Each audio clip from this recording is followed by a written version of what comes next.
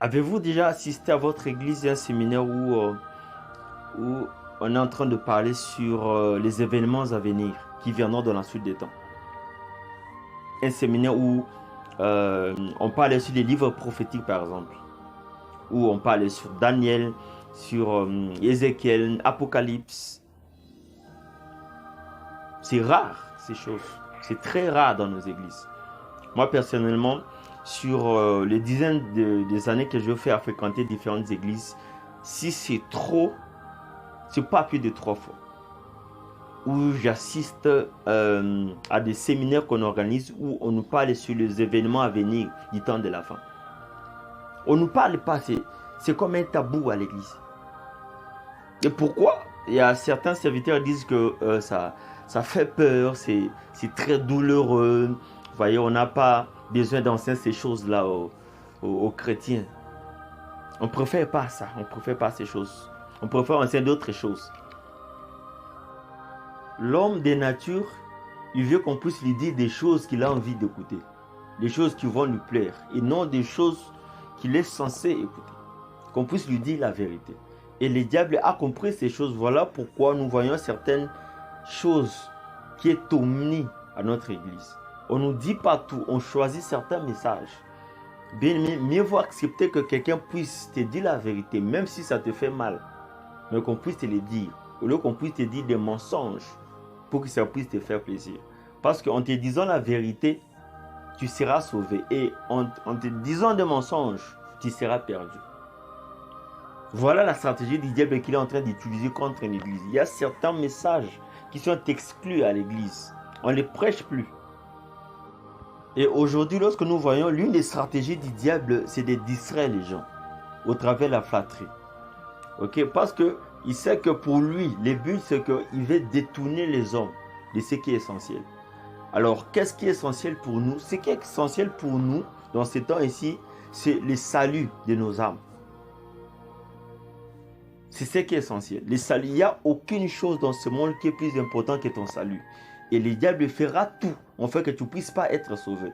Comme lui, il est perdu avec ses anges. Comme ils étaient déchus, c'est de la même manière, il travaille tous les jours pour que l'homme aussi puisse se perdre comme lui. Et Jésus, qui est le Fils de Dieu, a donné sa vie pour le salut des hommes, pour le salut de l'humanité. Quand quelqu'un il donne ce qu'il a le plus précieux, c'est-à-dire la chose est tellement importante.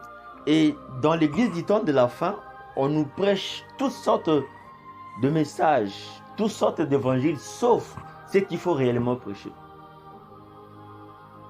Alors qu'est-ce qu'il faut réellement prêcher? C'est Christ qui est crucifié. Christ qui est l'agneau de Dieu qui viendra d'ici là. Voilà ce que nous devons prêcher dans ce temps ici. On nous prêche tout dans l'église sauf ça. On nous prêche tout dans l'église sauf ce qui est essentiel. C'est ce qui est malheureux. Moi je me souviens un jour, j'ai payé le jus de fruits en base de goyave. Avant que je puisse le prendre, en fait, qu'est-ce qui s'est passé? J'ai lu les composants du jus.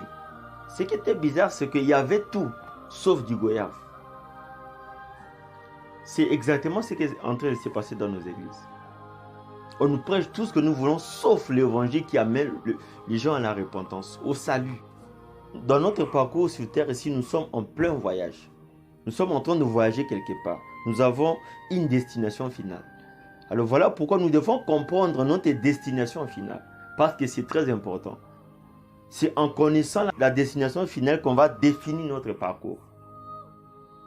Si quelqu'un est ignorant de sa destination finale, il va marcher n'importe comment. Parce qu'on ne sait pas.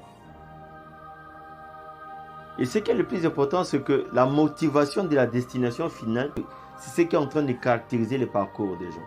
Alors si certaines choses, nous n'avons pas connaissance, si certaines choses, on ne nous apprend pas, nous allons marcher n'importe comment. C'est la motivation de la destination finale qui doit caractériser notre parcours. Bien-aimés, nous traversons un temps extrêmement compliqué. Si seulement les hommes pouvaient regarder l'heure, si seulement les hommes pouvaient comprendre quelle heure il fait dans l'horloge de Dieu. Bien-aimés, nous sommes à la fin du temps. Nous sommes dans le temps du soir. Bientôt là, l'époux va apparaître. C'est ce que nous devons comprendre. Si l'église aujourd'hui est incapable de les comprendre au travers les prophéties, au travers les livres que Dieu nous a donnés, au travers les révélations, alors les hommes seront perdus. Nous devons avoir la notion du temps. Dieu lui-même qui a créé les temps, Dieu lui-même qui a institué les temps, il nous a fait comprendre que nous sommes arrivés à la fin. Mais les hommes ne comprennent pas ces choses. Le milieu de la nuit est proche. Nous devons être comme ces 5 vierges-là qui étaient sages.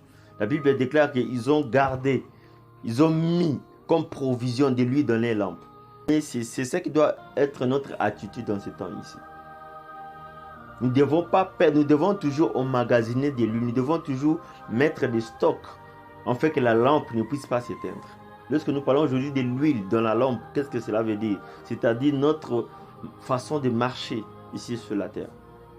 Nous devons marcher d'une certaine manière. Et ce n'est rien d'autre que la sanctification. Lorsque quelqu'un se sanctifie, quand tu te sanctifies davantage, c'est-à-dire tu es en train de recharger de l'huile dans ta lampe. Parce que lorsque l'époux viendra, tu seras prêt à le recevoir.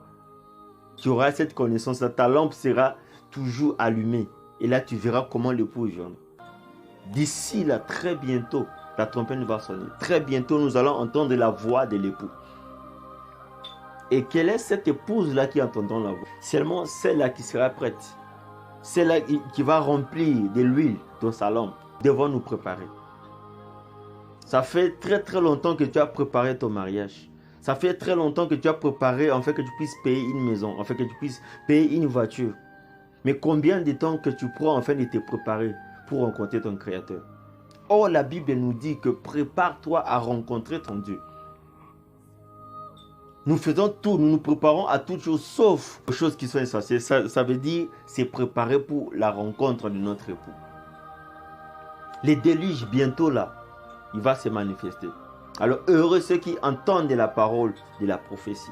Ceux-là qui s'alignent, enfin qui puissent monter dans cette arche-là. Parce que lorsque les déluges viendra, bien-aimé Noé n'aura plus le temps qu'il puisse encore ouvrir la porte pour que certaines personnes puissent entrer.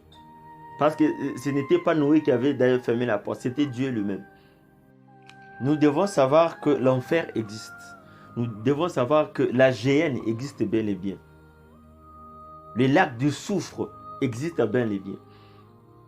Les gens y croient que lorsqu'ils seront jetés là, dans ce lac, ils vont mourir. La Bible parle bien de la mort éternelle. Ceux qui seront dans le lac là, ils seront brûlés, mais ils ne vont pas mourir. C'est ce que les gens oublient. Donc il y a la vie éternelle et il y a la mort éternelle. La vie éternelle, ça veut dire une vie continue de joie devant la présence du Seigneur. Mais la mort éternelle, c'est que les gens seront jetés dans le lac du feu et du soufre. Et ça sera pour l'éternité en éternité. Alors la vie éternelle et la mort éternelle, c'est un choix. Nous avons tout le temps. Parce que notre parcours ici sur la terre, c'est-à-dire nous sommes en train de faire un choix.